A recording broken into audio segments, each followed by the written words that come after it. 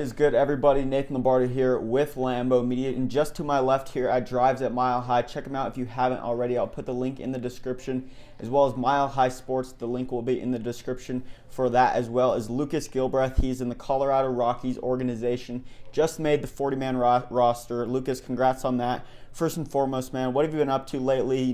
What's the current baseball status? Oh, thank you for having me. I appreciate it. The big thing, it's been kind of a wild ride, obviously, with the COVID stuff and obviously with the weird year. But for me, it was like having the opportunity to have some time off and really get to work on things was awesome. And, I got to work on stuff all summer. I ended up getting invited to the instructional league, and I got to see some of that hard work pay off. I got to kind of keep practicing some of the things that I'd been working on and really got to see them in a game situation. So it was awesome. Yeah, and you mentioned that summer here in 2020, the significant improvements that you made in that summer.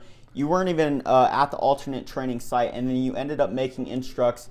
But during that summer before instructs, you made a massive jump in velocity, going from low to mid 90s to the upper 90s, and eventually touching on 100. Congrats on that. We were talking about that in the podcast a little bit earlier. But you saw, obviously, like I just mentioned, you saw a huge jump in velo, and you developed your slider a lot more as well, improving your command as well as your movement on your off-speed sequence. What was the biggest adjustment that you made during that offseason, that 2020 summer, that led you to making so much improvements? Well, I would say if I were to break it down, I would break it down into two things, and we kind of touched on it, but the mental and the physical. So the physical adjustment for me was, doing a little more research, looking into how I'm moving, maybe where some of my deficiencies are, cleaning up some stuff with my lower half, cleaning up some mobility and strength issues. And then for me, the mental side was then trusting in all that work that I put in on the physical side, and now trusting that, I'm going to be aggressive with my pitches, I'm going to trust my stuff, and whatever happens, happens. Yeah, and while at Minnesota, your freshman year, you recorded a 5.46 ERA, and then you transitioned and put up a significantly better 1.36 ERA in your sophomore year. We just touched up on adjustments and the adjustments you made here in this 2020 summer, both mentally and physically. What helped you the most during that offseason between your freshman and sophomore year that helped you improve tremendously? For me, it was like, and we touched on it a little bit, the reason I chose Minnesota was because of their staff, because of, I thought they were the best staff for me to develop and to get better. And so after that freshman year, I was fortunate enough I got to play in the Northwoods League, the summer league up in Minnesota, and I was around some great coaches up there. Augie's up there. Sam Bren was the pitching coach, and the Minnesota guys basically gave me kind of a plan and said, this is what we want you to work on. And those coaches up there in St. Cloud gave me opportunities to work on that, helped me work through it. So then going into that sophomore year, the coaches at Minnesota put all their trust in me. They helped me through the ups and the downs, and they really said, we believe in you, we trust you, you can get the job done. And I think that was huge for me.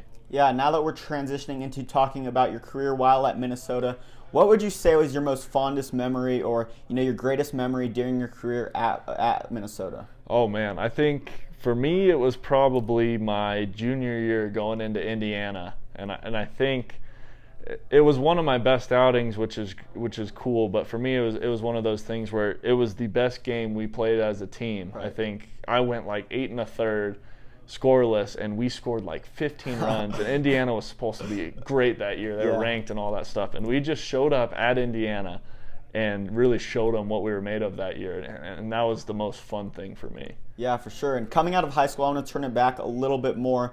You were a top 20 player according to Perfect Game, and 16th to be exact in the state of Colorado.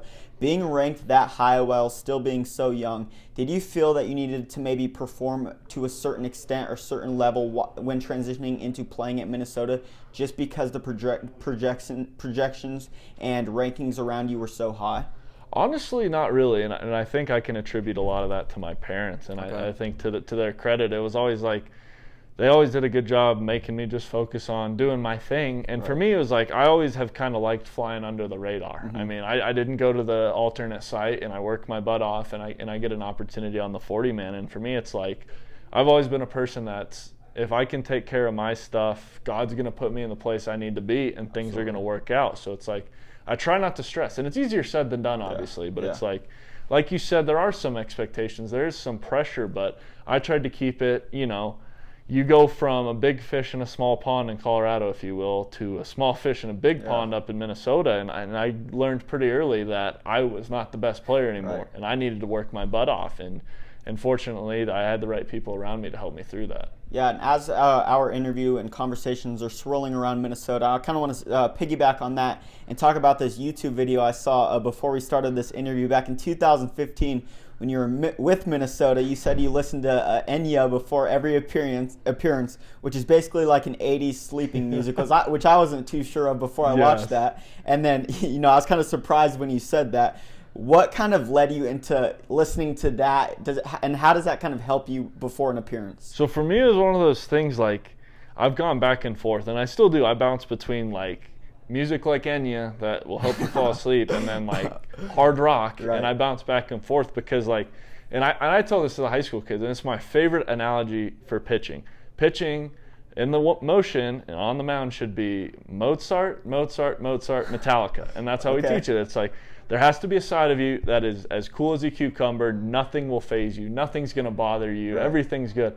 And then there has to be a side of you that, wants blood. I want to beat this guy, and I have to get this guy out. It's either me or it's him. And so for me, it's a mindset thing. And, pitching in specific is one of those things, very routine, very, ritual oriented, if you will, and quirky. And so for me, it was like, that was my thing that got me locked in and ready to go. And speaking of superstitions, I kind of want to stay on that topic. You also mentioned that you like to lick your fingers after every single pitch. Is that still a thing for you? Oh, I finally got rid of that. Yes. Okay. No, that was finally one. But I wipe my pants after every time I throw a pitch still. I don't know why or how, but it's one of those things that's like, pitchers, for whatever reason, I have the same routine every day. I do the same exact things. I tie my shoes the same way. And it's just, for me, that's how my brain works. And that lets me know that it's time to go to work, if you will. I love that. It's kind of like a routine and a kind of a pitcher's ritual. And, a lot of the position players will say that pitchers are crazy or crazy weird. And it's kind of funny how that kind of correlates to that. But let's transition into a year later. You pitched in the Cape Cod League back in 2016. What was that whole season like during that off season between, your sophomore and junior year? Yes. What was that whole experience like, and what was the competitiveness like in the Cape Cod? Oh, the Cape was an incredible opportunity because it's like, one, I'd never been up to that part of the East Coast, and the Cape is gorgeous, obviously, but then two, playing against the very best of the best, because it's like, even playing against Big Ten schools, you're in a Power 5 conference, there's good teams, but then going on and you're playing against SEC, you're playing against Big 12, ACC, it's like now you're getting to play, instead of a good team having 4 really good hitters, now it's like a team has 8 really good hitters, and there's no breaks. It's like you're pitching to good hitters, guy after guy, and I think that really prepares you for pro ball. Absolutely, and I want to wrap it up by talking a little bit about velocity. And for the younger players out there, this will be extremely beneficial for you guys, so make sure you guys tune in for this question. You made a huge jump in velocity during this 2020 season. You went from, like I mentioned earlier, low to mid 90s into upper 90s and, touching 100. Obviously, that's a dream for a lot of people, is touching the triple digits. We're seeing 15-year-olds, sophomores in high school starting to touch 95. Vanderbilt commits. I'm sure you know of it. You've probably seen some. Freshmen in college right now touching, upper 90s. Yep. What's the biggest tip you can give out to the younger kids regarding how to improve and increase your velocity at a maybe not a rapid pace, because you don't want to rush that type of thing, or else you could experience some arm injuries. But what would your biggest piece of advice be regarding velocity improvement and increasement? Yeah. So for me, and I preach this to high school younger kids, it's like you have to get your body ready to throw 100 miles an hour or 80 miles an hour, 90 miles an hour. Yeah. And then it'll start to happen itself. Yeah. So for me, it was like, I need to get my legs moving fast enough, my upper half moving fast enough, my arm moving fast enough to throw 100. But I need to have all of those muscles, all of those ligaments ready to handle that. So for me, it's a lot of work on. And like we kind of talked about, I'm kind of a nerd in the sense of I watch videos. And the one thing I can encourage the kids is, like, in today's age, you have unlimited free resources. You can go on YouTube and look up leg drills for pitching. You can look up, how do I move my chest? How do I get stronger? How do I get, more flexible? And that's the stuff, these kids have access to so much information. Some's good, some's bad. But if I was given one piece of advice, it's get the body ready and the changes will happen. Yeah, and you mentioned before we end this interview, you mentioned also the patience side of things when you were just talking about velocity improvement. That kind of correlates to staying patient on the recruitment side of things as well, especially if you're an 8th grader, freshman in high school. You can't be, rushing your recruitment, paying hundreds of dollars for college camps when you're not ready for that type of level of skill set in front of those type of coaches. If you're not ready to go to a Vanderbilt camp that costs $200, don't pay for it. That's you hear a lot of people preach that. Could you kind of attest to that? Definitely. I am a firm believer on that, because it's like, and we've talked about it. If you are a good or a great or an elite player, things are going to work themselves out. Right. I play professional baseball with guys that went to D1 schools, D2, D3, JUCOs, high school kids.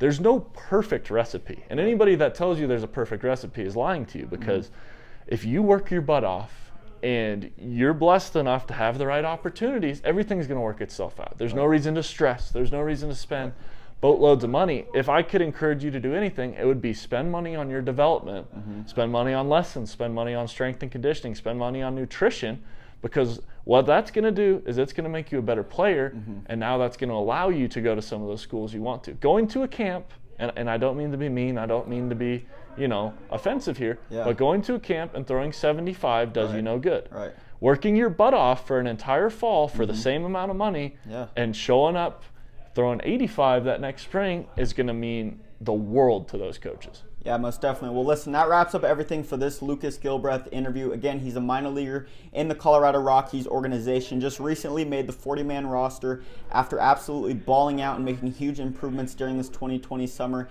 and at Instructional League. We're here at Drives at Mile High and Mile High Sports for the Mile High Sports podcast, The Fan Cave. All of those links to those will be in the description below. Lucas, I really appreciate you coming on. Absolutely. And, best of luck in the future, and we'll for sure stay in touch. Awesome. Well, thank you for having me.